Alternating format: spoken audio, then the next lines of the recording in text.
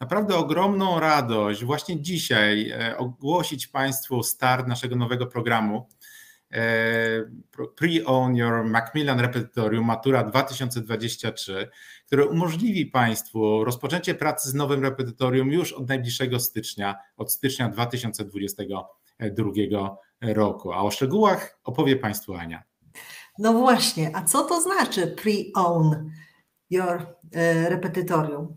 Co to znaczy dla nas, nauczycieli, w rzeczywistości? A tak naprawdę to jest właśnie odpowiedź na Państwa bardzo liczne pytania. Wiemy, że już od jakiegoś czasu mówią Państwo nam o tym, że bardzo Państwu spiesznie do tego, żeby zacząć pracę z nowym repetytorium, a my to Państwu właśnie umożliwimy w tym programie Pre-Own Your Macmillan Repetytorium, bo oddajemy w Państwa ręce właśnie materiał do pracy, gotowy materiał do pracy. A jak to zrobić, żeby zacząć pracować już w styczniu z tym materiałem?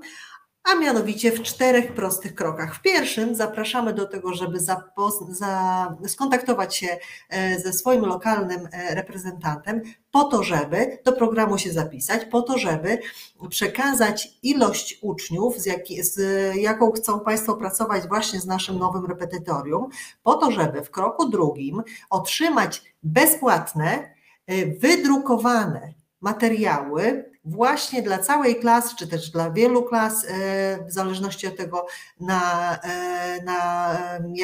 jaką ilość się Państwo zdecydują, po to, żeby już w styczniu, tak jak powiedziałam i tak jak Państwo tego oczekują, rozpocząć pracę z naszym nowym repetytorium, a w momencie, kiedy ukaże się cała publikacja, uczniowie będą mogli zakupić ją właśnie dopiero wtedy w marcu, zakupić ją w atrakcyjnej cenie. Właśnie dla tych z Państwa i dla tych uczniów przygotujemy specjalną ofertę cenową. A więc jeszcze raz, co dostaje każdy uczeń, którego zgłoszą Państwo do programu? 2 pierwsze rozdziały naszego repetytorium, naszego nowego repetytorium, wraz z dedykowanym do nich materiałem cyfrowym. W materiałach, które uczniowie otrzymają, będzie również właśnie tenże kod na zakup repetytorium w momencie, kiedy ono się już ukaże w całości. I każdy nauczyciel otrzymuje również wydrukowane 2 pierwsze rozdziały w wersji nauczycielskiej i tak samo dedykowane do niej wersja nauczycielska aplikacji dla nauczyciela do pracy z tablicą interaktywną lub też jeśli zdarzy się taka ewentualność, że będziemy musieli przejść na zdalne nauczanie, to Państwo będą mogli spokojnie pracować z tym materiałem, ponieważ zarówno te materiały drukowane, jak i materiały cyfrowe zostaną do Państwa dostarczone na przykład na te alternatywne adresy, które nam Państwo podają. Także jeszcze raz, już od stycznia zaczynamy pracę z naszym nowym repetytorium. Czyż to nie jest świetna wiadomość? No, ja jestem pod wrażeniem. Mam nadzieję, jestem przekonany, że Państwo także. Przedstawiliśmy główne założenia naszego nowego programu, ale jeśli chcą Państwo dowiedzieć się więcej, zapraszam na naszą stronę macmillan.pl/nowe repetytorium. A na pewno pierwszym krokiem w celu zarejestrowania się w programie będzie kontakt z Państwa regionalnym reprezentantem.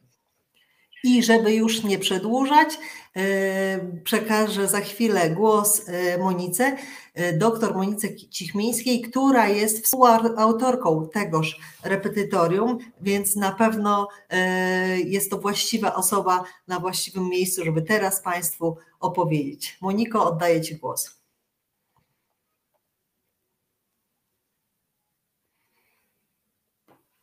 Nie widzimy Moniki. I can see myself already, Ania. Okay. Czyżby był jakiś problem techniczny? Okay. Okay. We can see and we can hear. Okay. Okay. Fantastic. You can see Mrs. Monika. Okay. So good evening again, and I'm not going to talk about all the strategies because, of course, that would be impossible in the 40 minutes which I have. But I would like to talk to you about 3 strategies which I find most useful when I think about preparing students for this new exam. And I would like to start with asking a question. Okay. What do these 4 people have in common? I don't know if you know all of them, so I'll just sort of go around and make sure. I'm sure you know Napoleon, and I'm sure you know Steve Jobs, and the lady on the left-hand side is Martina Hingis, the Swiss tennis player. She used to be a tennis player. And the guy on top is Jan Krzysztof Duda, who is the Polish grandmaster. Thank you. Fantastic answers. You've got fame, you've got success, discipline, you've got motivation. Thank you, Caroline or Caroline. You said strategy and logical thinking. And that's exactly where I am going to lead you. Strategy, that's the word. Yes, they are achievers, but for me, of course, you're all right.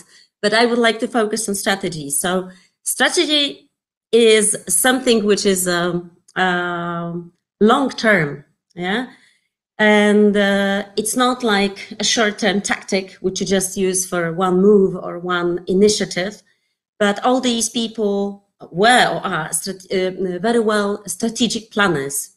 And whether it refers to a chess game or a tennis game or a war or planning your marketing strategy, they were very good with strategic thinking. And this is what I think is very important for us as teachers and for you as teachers. I think preparing our students for a longer term exam. I'm not going to talk about last minute tips, but rather things which I'm sure are going to be helpful in the future for you.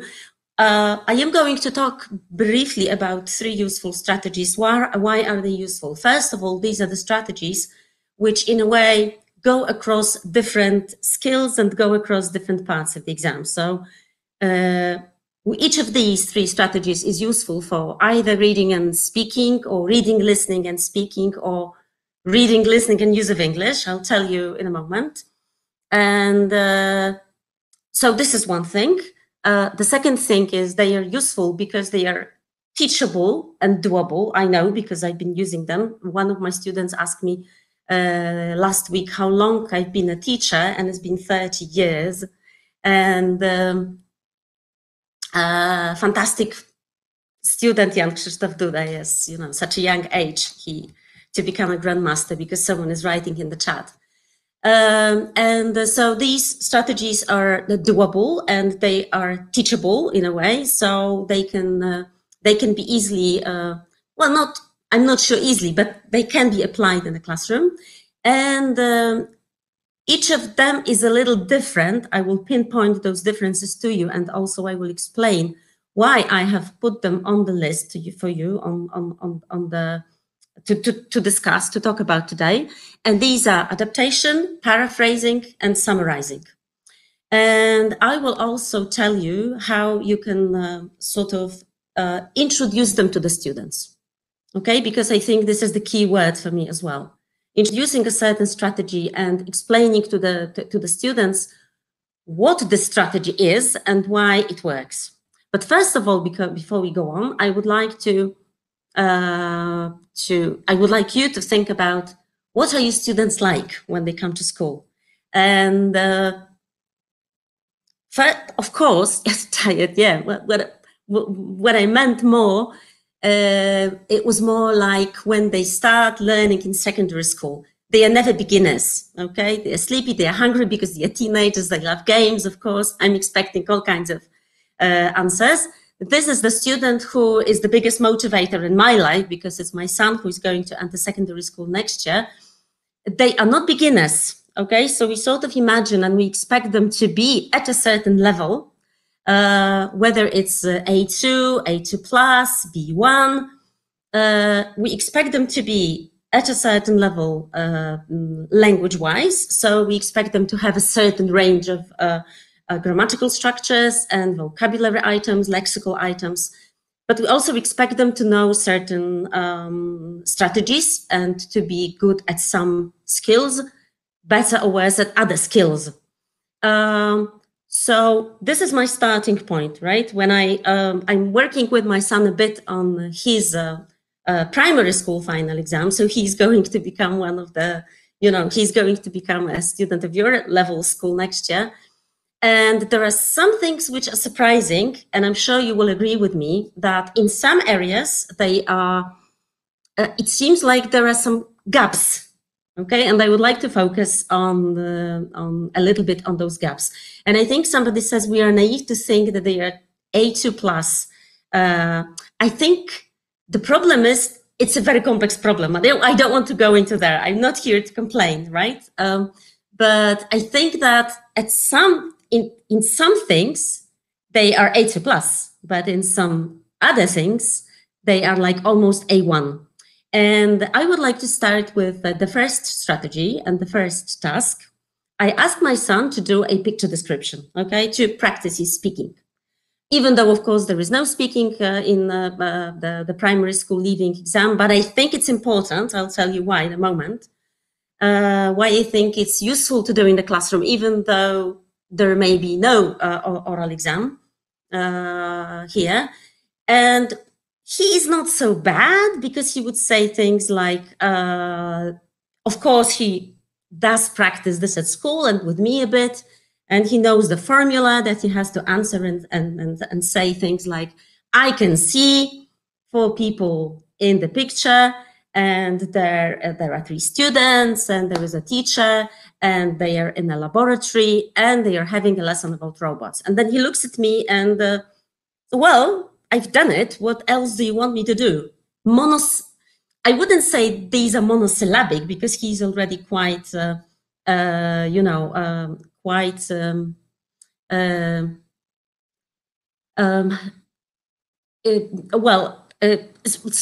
monosyllabic, but monosentences, no details, exactly, right.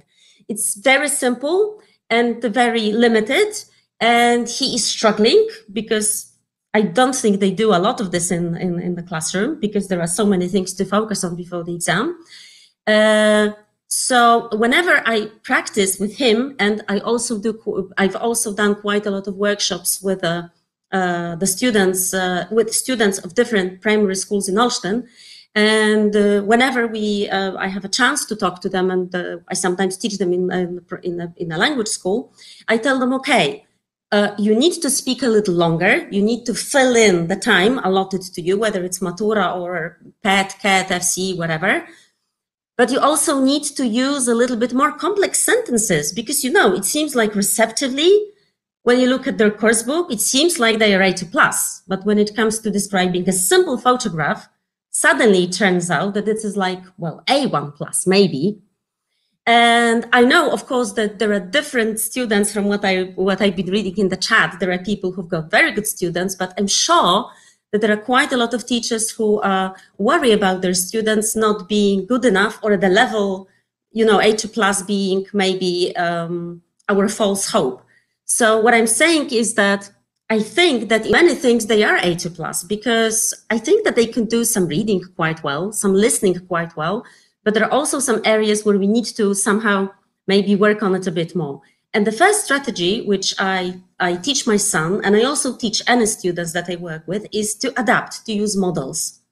So a few years ago, when my son had to produce a short speech about his future, his ambitions and dreams and so on, I found a recording for him and I said, okay, change as little as you can, learn it, repeat it once or twice or even 3 times, and then you will be able maybe to say this in the classroom in front of all the students. It worked. But of course, it's much easier when in the course book you already have the ready-made phrases which can be used to do a particular task. And I have to say that I do envy Linda Edwards and Marta Rosińska that they had this brilliant idea of putting those know your phrases sections in the Matura Prepare, as we call it, the Repetytorium, because I think it's brilliant. And I will tell you how I use it, okay? And maybe you will see, if you will tell me if you use it in a similar way, or maybe whether it's doable and useful for you. So what I do with my students, of course, I focus on them using the phrases a number of times. So, of course, first we do the task from the book. So look at the photograph, answer the questions, but use your phrases. Speak for 1.5 minutes. I time them. I tell my students, okay, you have to keep speaking for 1 minute. And then I give them more sort of, sometimes we go up to 2 minutes in the classroom, right? So the students work in pairs and they describe the picture to each other, but they have to keep speaking for 1 minute. They know that they have to fill in this time. So once they sort of run out of their own ideas, like there is a girl in the picture and so on, I tell them to look at the phrases and to actually use them in their speaking. Like, she seems to be listening to music at the same time. I bet you that a lot of secondary school students that I've been teaching recently would never ever construct such a sentence on their own. She seems to be listening to music at the same time. Okay, they wouldn't. But once it's in the book, of course they will read it out. However, if they only do it once, it's not going to produce any desirable results. So what will I do? In the same lesson or in the next lesson, maybe, what I tend to do usually is in one lesson when we do this task, all right, so describing a picture, describing an image, using a particular set of phrases, I would usually do it 3 times at least, okay? So what I will do, however, I will change the picture. Nowadays, it's easy to find, sets of pictures or images which are free to use. I do recommend this website. I don't know if you do it, if you know it, Pexels.com or Pixels.com. I don't know how to read it, but it's a huge collection and it's growing, and you can use any of those images for free. And what I'm telling my students is, okay, now describe the picture using the phrases, but adjust it so that they are true about the picture. Adapt the phrases. So, of course, the students would choose the easy way, and they would probably read it straight from the book. And they might say, the weaker students, obviously, they would read it straight from the book, and they would say, in the photograph, I can see a teenage girl, but not lying on the floor, but sitting on the floor. She's holding a book in her hands. It looks like she's studying something or reading something.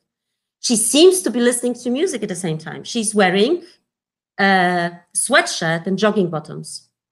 Well, I have to stop here. Of course, I'm talking about strategies which are useful for weaker students, or students who are shy to speak, or students who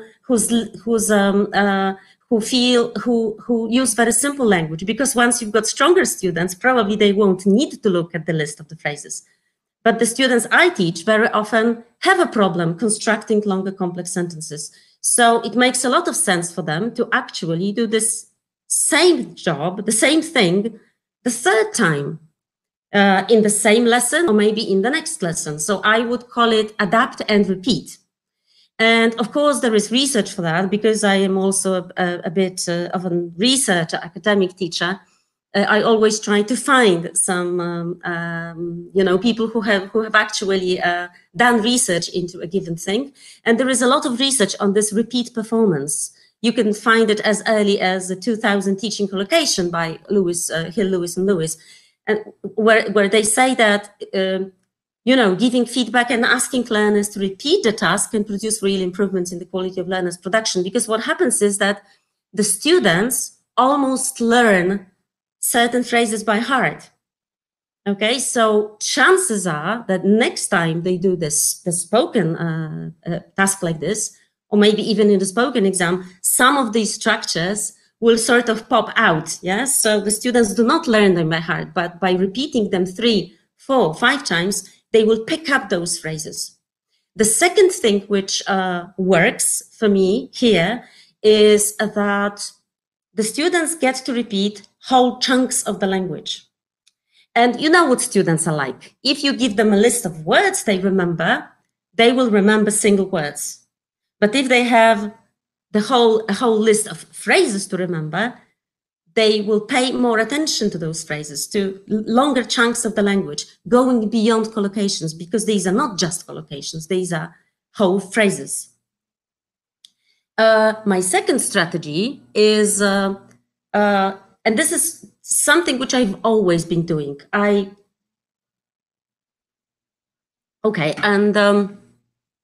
am a big fan of using writing and teaching writing, although it's not easy. Yes, I know. And yes, it is some kind of drill. It is some kind of drill. As somebody said, it is some kind of drill, but you know, it's not so boring to the students, because you give them different photos, but also they can swap partners. Yeah? They can work with another partner. Now, when it comes to this adaptation of this strategy, my strategy is speak first, then write. So I wouldn't show this to the students as we have to do the writing, but first look at your phrases, know your phrases, and imagine the situation that you know, which is described in this particular writing tasks. So, you know, you've moved to a new place and you're writing an email and decide, and so on and so on. So I would tell the students, okay, work in pairs and imagine that you are talking on the phone to someone and you're telling them that your family have decided to move, and you describe a new flat and the environment where you live, the neighborhood, tell them how you feel about it, and so on and so on. So I will make the students speak first, because my students tell me, and they've been telling me this for many years now, that if they talk about it, it's easier for them to write, okay? They come up with maybe more ideas, with maybe more images. For me, it's important that they use the phrases, okay? So I think that speaking is a great introduction to writing, even if you know that a spoken exam is not so important. I believe speaking needs to be done. But when it comes to working with those weaker students, I think they feel in a way more comfortable, and they feel more secure when they know that they can always fall behind on a list of phrases or a list of vocabulary items they can use. So I do love this feature, and I think it works. And when I was a beginner teacher, I used to prepare my own phrases which have to be used. Yes, so I had a list of like 10 vocabulary items with which the students have to use in a given a speech or a description or an essay. Absolutely. So just like you can brainstorm ideas, you can brainstorm collocations of phrases. Yes. So of course, what you can do is then books closed, and now try to remember any of those phrases or collocations which you can now use in writing. So the whole idea for me here is that use a model which you have, whether it's a recording, a video, or phrases like in our Matura Preparer, because it's such a useful tool. I know that sometimes students may think, well, why is it even here? But it is useful. Okay, and it works. Okay, I hope. Okay, paraphrase. Paraphrase is something which students often hate. And when I get students, you know, at the end finishing their primary school, sometimes in secondary school, and then when they become university students, they say, oh God, not transformations. Everything but not transformations. I think it's like a pet hate. This, I believe, is an extremely useful skill, not just in the classroom, not just in preparation for any exam, but in general in life. But I think it needs to be told to the students how important paraphrasing is in real life. And I think that there are two ways to do it. You can either use some funny examples or use humor, like I tried to do it with Loki. It could be something else, right? I think I've been lucky because we have Loki for, you know, in all those Avengers films for a few years now, because Loki is expert at using paraphrase and especially euphemisms. So I use his example to explain what a euphemism is, but I use his example to explain what paraphrase is, that you can actually really say the same thing in many different ways. And of course, I don't know if you remember this scene from Thor Ragnarok when Loki was saying, I beg your pardon, to his sister, who came to, you know, destroy everything, destroy the world and destroy the earth. And he says, I beg your pardon, this is so English, because this is so English. He is this peculiar character, but it works, because then my students, then what we do is I would ask them, for example, okay, what do you think he really, what he would like to say? So what I try to do is I try to show to the students, first of all, that, you know, I know you may not like transformations, but it's a useful exercise in paraphrase. And paraphrasing, that is the ability to say the same in many different ways, is a huge part of learning any language and knowing any language.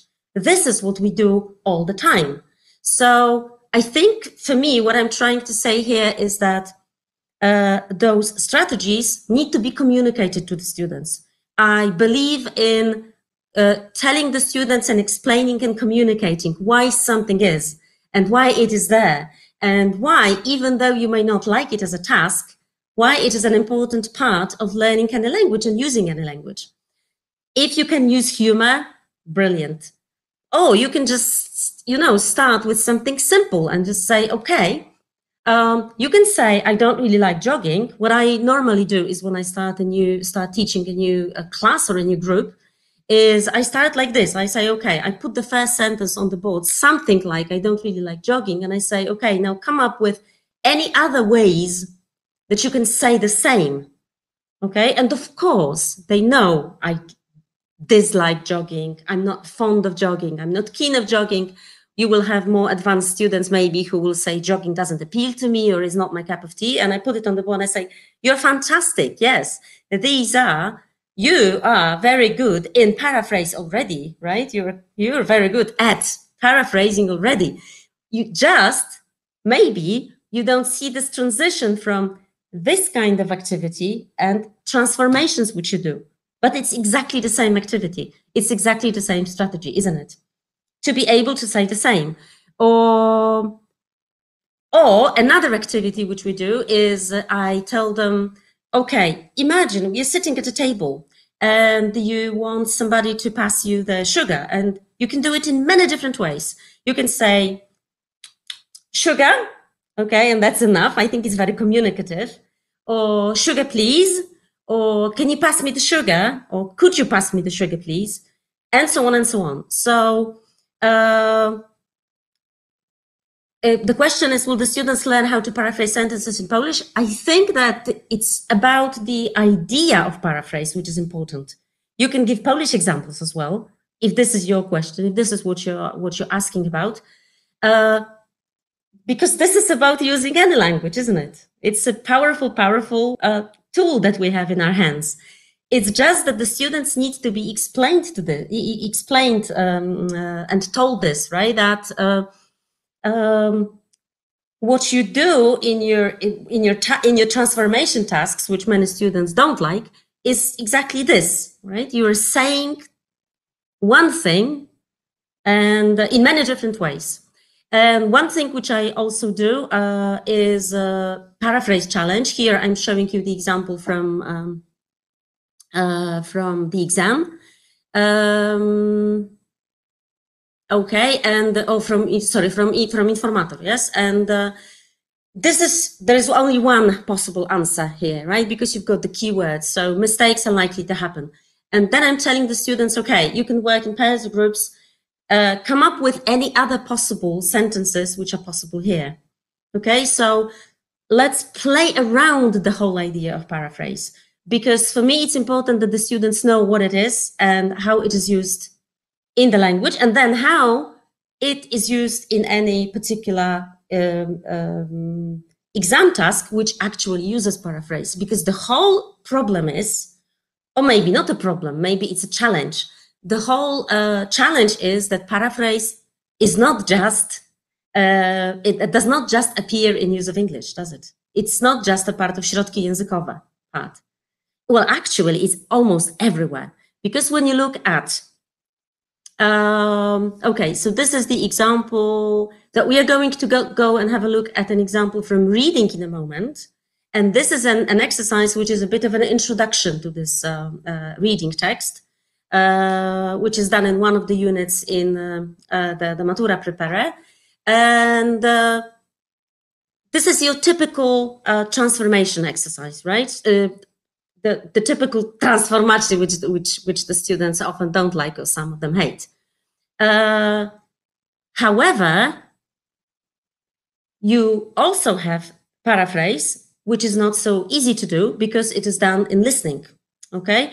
And I think the students need to be, in a way, taught step by step of what to pay attention to and how to work with it because they don't see the text. So I think if it is possible to do it like here, then it's a very good activity. Pay attention to what is happening here. The students have to listen to 4 sentences and then complete the paraphrases using the beginnings given. Okay, so they don't see the sentences, they just listen to them.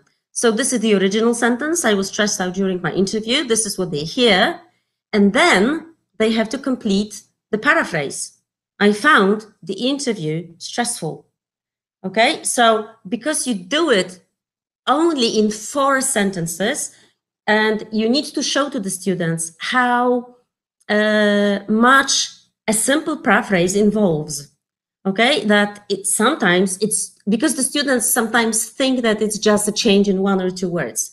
Not always, because here, when you have, I found my interview stressful, I think the answers should come up now. I found the interview stressful or very stressful.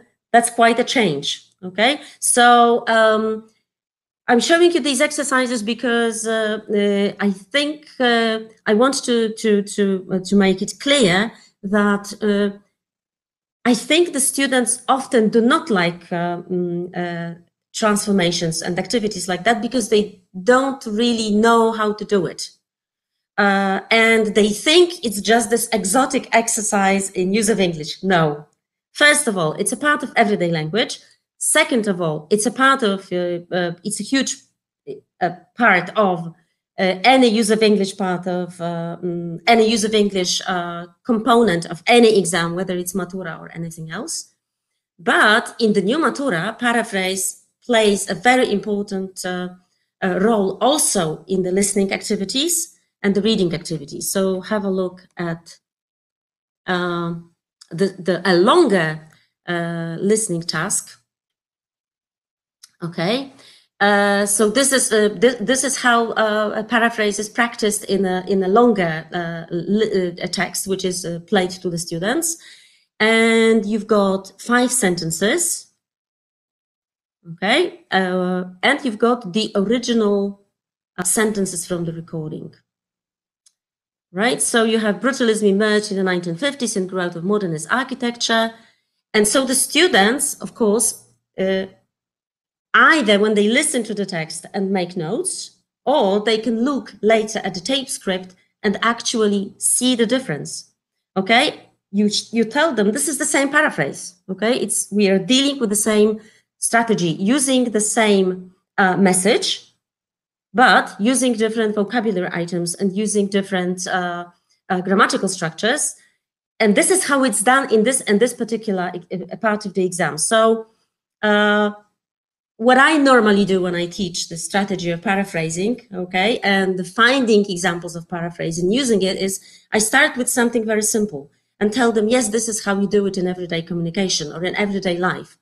Another example of paraphrase, which I sometimes do, is I give them a very formal email and ask them to rewrite it into a slightly less formal message, which of course is a type of paraphrase, changing the register and style, obviously, as well.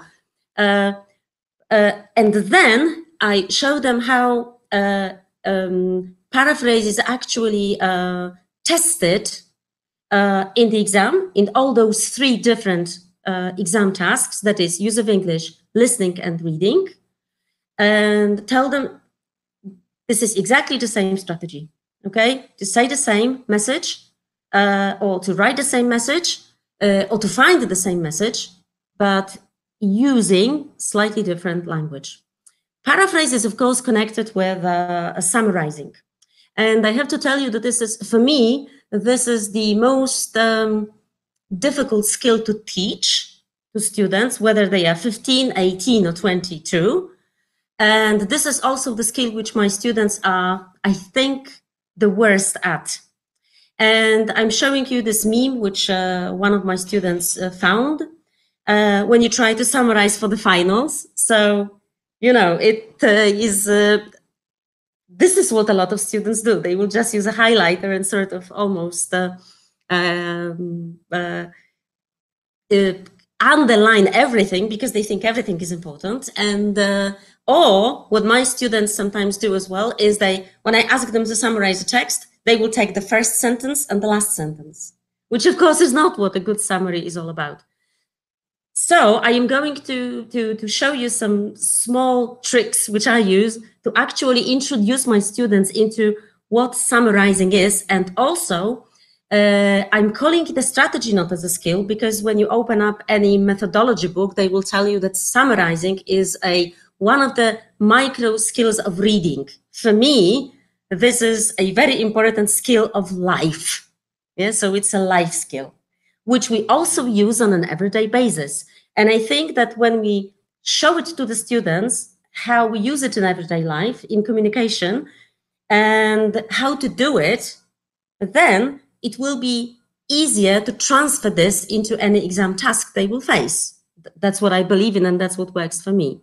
So how do I start? Oh, just before I go on, I think somebody wrote in the chat box here that the students are not very good at some tasks like reading because they are not so good at logical thinking. And I think for me, summarizing, but also writing are very useful skills because they also teach logical thinking. There is nothing better for logical thinking than, you know, having to write an essay or talking about how to write an essay. But summaries are extremely important as well. And if you like reading books about, learning, teaching, and sciences, I do recommend this book, Proust and the Squid by Marianne Wolf. This is about reading, the whole interesting book about reading.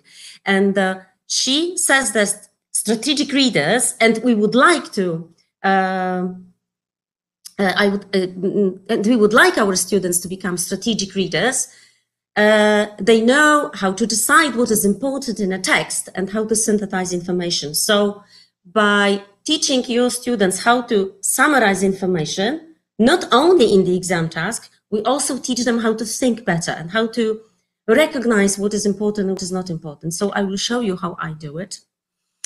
I do a couple of things, right? One thing is we play again a little bit with summarizing. For example,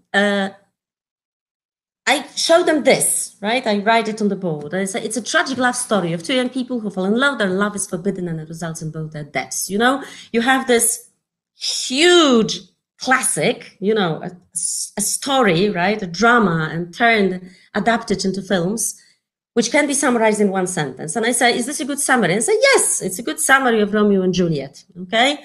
So I say, yes, it is possible, right? To summarize a whole story, right, in one simple sentence. And just for fun, I can't really discuss anything with you. I can't see your faces, but just for fun, I'll show you a beautiful summary of Hamlet in one sentence on the internet when I was looking for some short summarizing activities for my students, and I loved it. So I showed it to my students as well. Third grade secondary school students is, oh, nice. And I think, okay, but is Hamlet and Romeo and Juliet really interesting for our students? They are not. So I turned it into another activity a couple of years ago to do this activity, okay? So this is one of the activity which my students like a lot. You have to summarize your favorite series, your favorite film, or your favorite game in one sentence. And then what we do is we have a session in which students guess, either in small groups or in the whole classroom of students, whatever age they are. And it begins with, I ask them to begin with, there is once upon a time, there was, and so on. So here it goes. Some examples. Yes, it is a fantastic idea. They love it. These are, of course, will be easy for you because this was done by my adult students who only talked about favorite series, not favorite games. So once upon a time, there was a doctor who could cure everybody, couldn't cure himself. Dr. House, of course. A president who couldn't choose between the power and the love of his life. This is Scandal. I don't know if you're familiar with such a series. And the last, of course, is about a group of friends. And this was very easy to guess. But when I observed the lesson in which students summarize their favorite games and series, it was really interesting for them to do.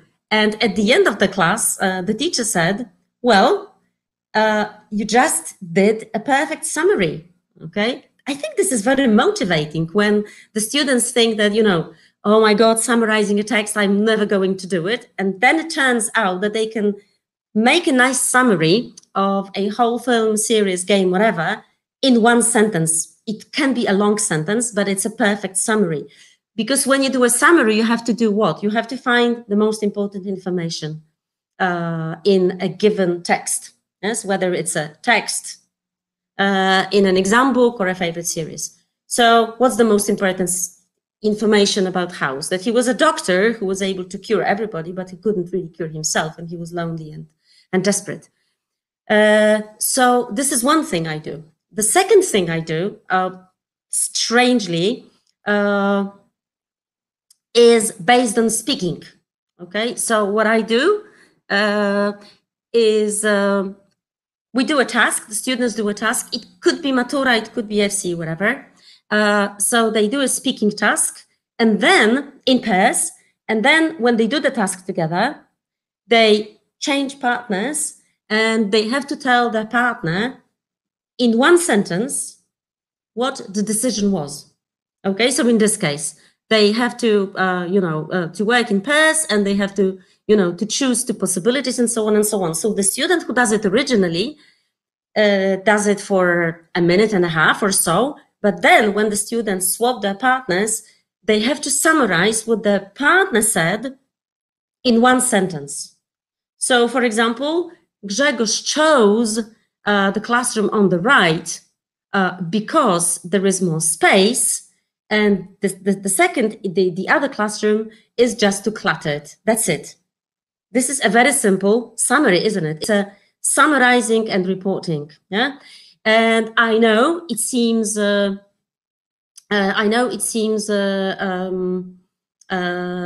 Maybe like a waste of time to actually do it, but it's not a waste of time because the students do their summaries in speaking, but they are learning the skill. Okay, and let's go on.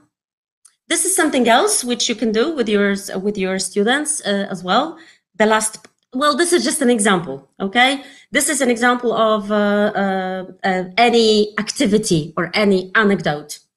So this is an idea which I took from one of the authors of the series, which is not a Matura Prepare book, but it's very useful.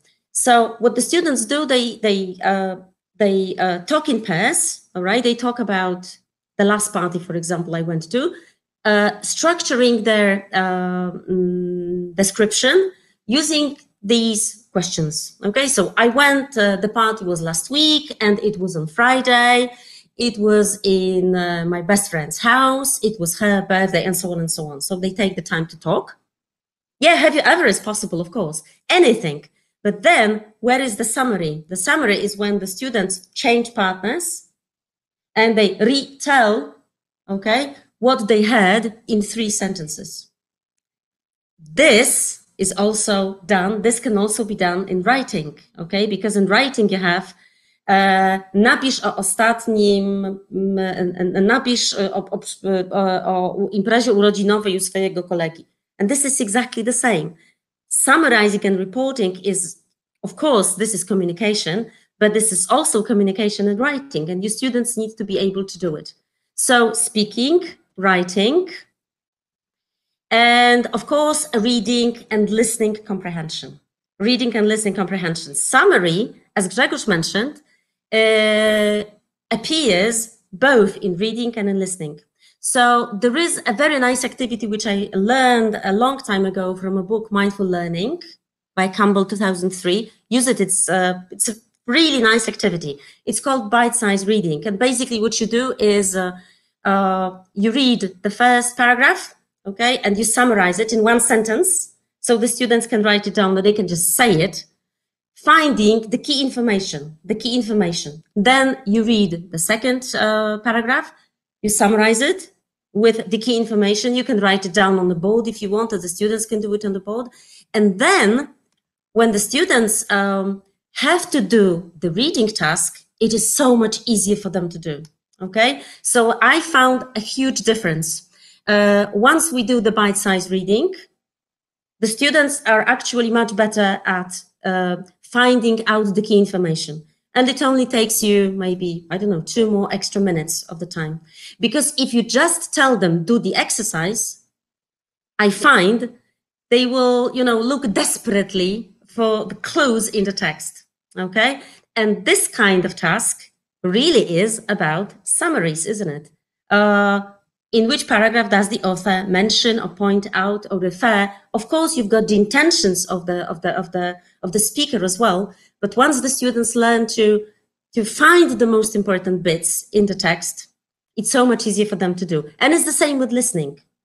Okay, you can do it as well. So especially for this kind of tasks, where you have short texts, you can play a text one after another, and after each text, ask the students, okay, summarize it in one sentence.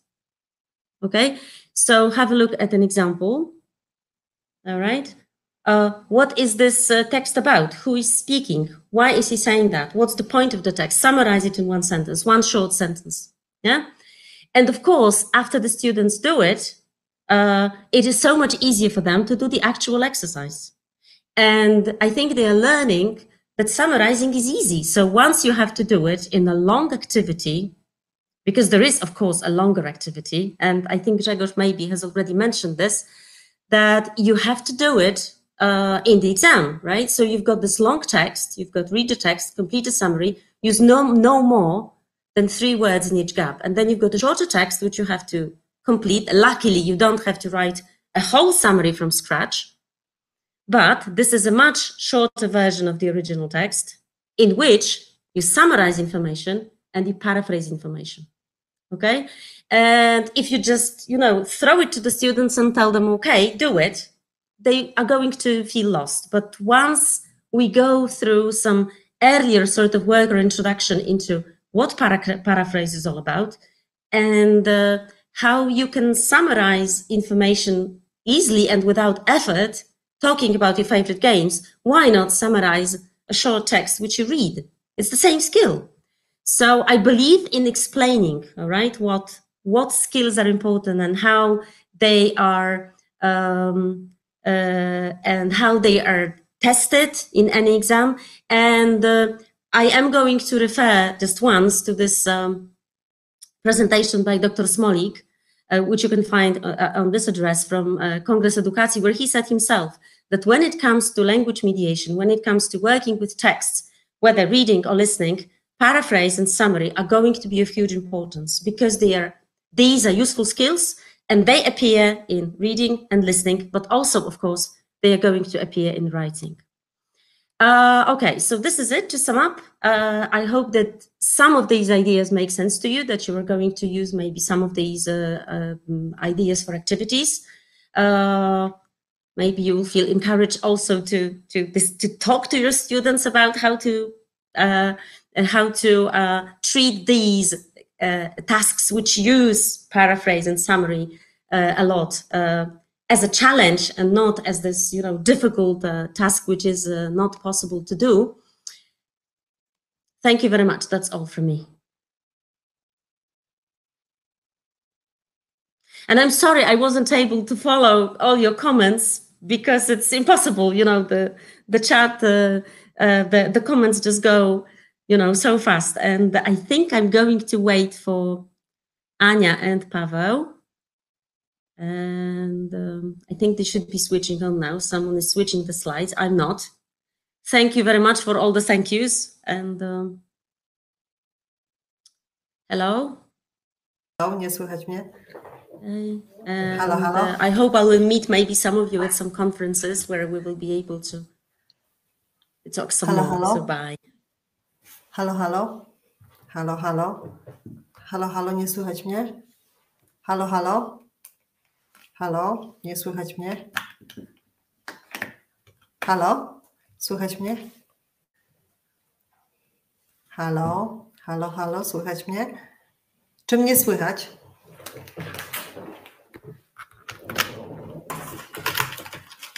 Czy mnie słychać?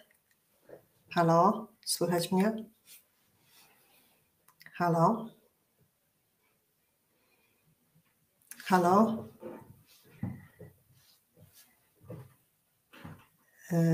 Widzę, że mnie słychać. Nie widzę kolegi. Widocznie ma taki problem, jaki ja miałam sekundę wcześniej. Pozwolę sobie podziękować Monice za fantastyczną sesję. Mam wrażenie, że wychodzimy z takim pełnym naręczem gotowych pomysłów, strategii z tej sesji, które można od razu zaimplementować w klasie. Przypomnę tylko, że już jutro otrzymają Państwo w mailu linki do pobrania certyfikatu, również materiału tego naszego informatora i linki do sesji. Ten materiał mamy również wydrukowany, więc jeśli chcą się Państwo z nami spotkać w szkołach, to będziemy mieli je dla Państwa do przekazania.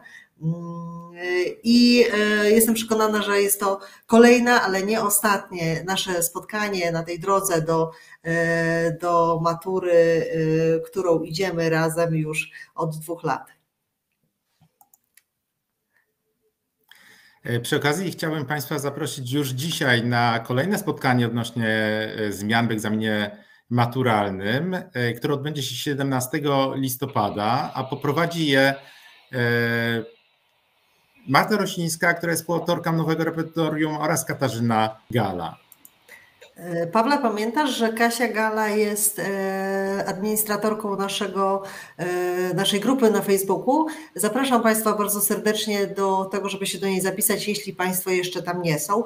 Jest to grupa, która dostarcza mnóstwo inspiracji i tam właśnie na tej grupie na bieżąco też publikujemy wszystkie nowości, informacje o zbliżających się wydarzeniach, dlatego serdecznie zapraszamy. Jestem przekonana, że na tych właśnie wydarzeniach będziemy się w przyszłości spotykać. Dziękujemy serdecznie za dziś. Dziękujemy. I do zobaczenia.